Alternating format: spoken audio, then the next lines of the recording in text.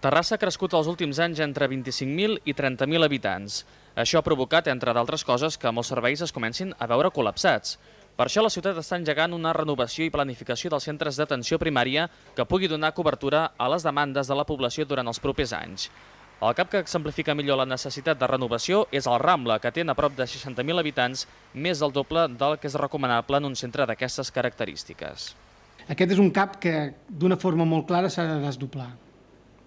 S'ha de desdoblar. Desdoblar vol dir, no vol dir construir-ne un altre, O sigui, ja hi ha espai suficient potser per en un mateix edifici fer dos CAPs, això vol dir posar més metges, però això és un tema que hem de fer, que té un tractament diferent. Aquí ha de participar d'una forma molt directa la Generalitat, l'Ajuntament i el proveïdor de salut, que en aquest cas que és mútua. També hi hauria l'opció de buscar un espai i fer un altre CAP. El que passa que en aquesta zona buscar terrenys és complicat, no? El CAP que en breu està previst que es comenci a construir és el de Can Roca, que podria ser operatiu de cara a l'any 2010. El CAP Est, per la seva banda, necessitarà un suport quan la promoció de 1.000 habitatges a Torre Sana s'acabi. És per això que es construirà un nou centre al sud de l'Avinguda Barcelona, a la zona de la fàbrica Hiperpiel. El CAP Nord també quedarà menys col·lapsat quan entri en funcionament el de Matadepera i el sud es podrà ampliar sense haver d'aturar el servei.